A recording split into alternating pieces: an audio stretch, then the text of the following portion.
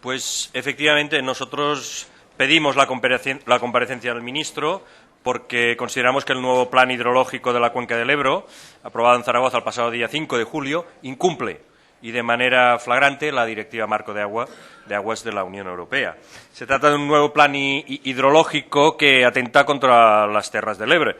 porque no tiene en cuenta el caudal ambiental mínimo exigido para mantener vivo el ecosistema del delta, ni incluye las medidas necesarias para garantizar el cumplimiento de los criterios y de los objetivos de calidad para las cuencas hidrográficas que determina la Unión Europea. No podemos admitir un plan hidrológico para la cuenca del Ebro impuesto desde intereses absolutamente diferentes e incompatibles a los de la gente que vive allí y que no tiene en cuenta, además, los criterios científicos del Consell per la Sostenibilitat de las Tierras del Ebro, ni tampoco los que marca la legislación internacional europea. Entendemos que con un incremento de casi 500.000 de hectáreas de regadío, que significaría un consumo de un 77% del caudal del Ebro y una previsión de construcción de 35 nuevos embalses, además de 44 más planificados en un futuro cercano,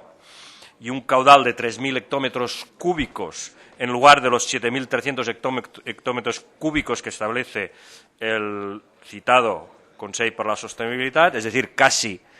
la mitad o apenas la mitad de lo que sería necesario, ¿cómo